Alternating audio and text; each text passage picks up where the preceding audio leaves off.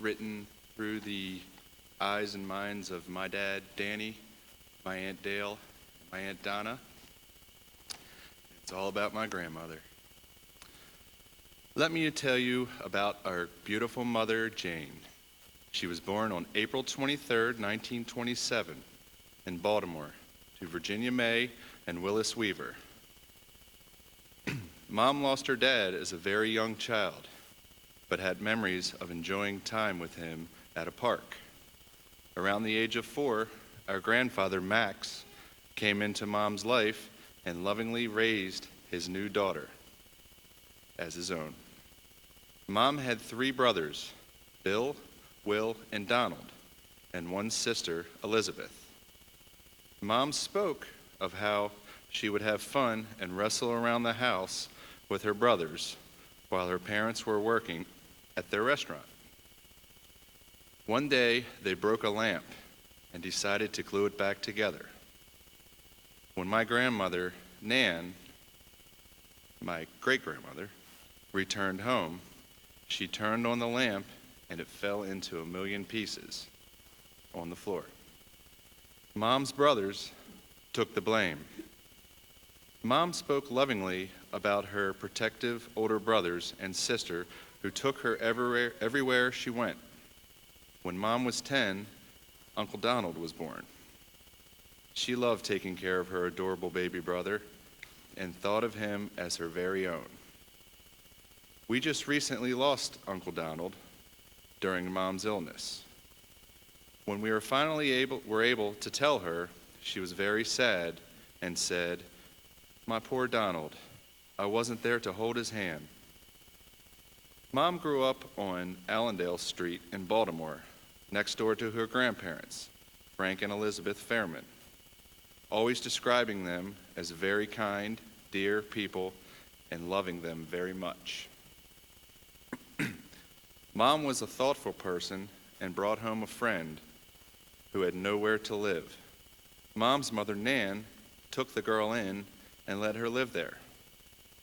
Mom's father, Max, had a small restaurant and she would take raisins and pass them out to the neighborhood children. All on her own, at 9 years of age, Mom attended church and Sunday school at Christian Temple Church, where she received the gospel. She was later baptized in the Methodist Church. Mom enjoyed reading the Bible. She taught us that Jesus was our friend and we could talk to him whenever we wanted. Mom prayed with us at night and said the Lord was watching over us, especially when we were going through difficult times throughout our childhood. When we prayed for others, Mom always said not to forget to pray for ourselves. As a young girl of 14, Mom met a tall young boy of 15 with curly hair and blue eyes who went to Mount St. Joe. During their teen years, Cahill Recreation Center was the place to go for dancing and music. On one particular evening, Mom with her friends and Dad with his went to Cahill. Dad and his buddy noticed 2 young girls dancing and decided to make their move and cut in on them. Dad was determined to win one girl in particular. Stepping in front of his friend, Dad crossed the floor over to the young and beautiful Jane. It was love at first sight. They laughed and danced the rest of the night away. Together they rode the streetcar home to Mom's stop. Holding hands, they walked the rest of the 3 blocks home, not wanting the night to end, but realizing it had to. They said their goodbyes at Mom's door. Granddad, walked the rest of the way home alone, which was 3 miles away. Dad had been tired, but that night he was walking on air. That was just the beginning of their beautiful love story. During their years of dating, Mom and Dad had so much fun with family and friends. Mom fell in love with Dad's family, and Dad fell in love with hers. Dad's sister, Helen, became Mom's sister and best friend. They would spend hours on the phone talking. We knew because we timed them, along with our cousins Stephen and Sharon. We lost our dear Aunt Helen just a few months ago also. The family had wonderful weekly get-togethers with lots of singing, love, and laughter. It was also a time of sadness, fear, and worry. Two of Mom's brothers and Dad's brother-in-law, Steve, were stationed in Europe during World War II. Dad turned 18 and joined the Navy. He was stationed in Adak in the Aleutian Islands.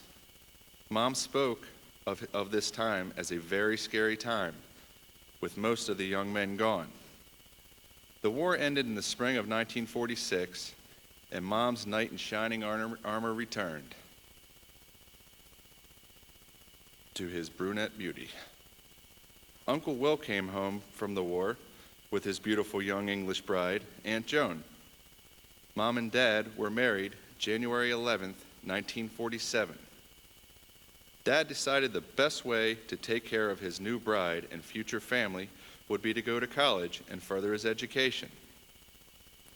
Dad worked extra part-time jobs while in college, and Mom worked at the telephone company. The young newlyweds were happy, but there was something missing: us. Mom quit work shortly after getting pregnant with Donna because she was sick the entire 9 months, except for the night she danced on the table at Dad's college prom. In November of 1949, their beautiful baby girl, Donna Lynn, was born. Mom quit work and stayed home to be with Donna and never entered the workplace again. Donna was a true joy, always respectful, loving, and obedient. When their adorable, blue-eyed, red-headed son, Danny, was born, Mom decided to move from Baltimore and out to the country. They had a house built in Severna Park in Anne Arundel County in 1953. Mom's parents, Nan and Granddad, built a house right next door. The story was often told about when Mom went into labor with Danny. Mom, who never left home without her makeup, was busy putting on mascara between contractions. Dad was trying to get Mom into the car and to the hospital in time. They barely made it. Danny was born just 18 minutes after arriving to the hospital. In April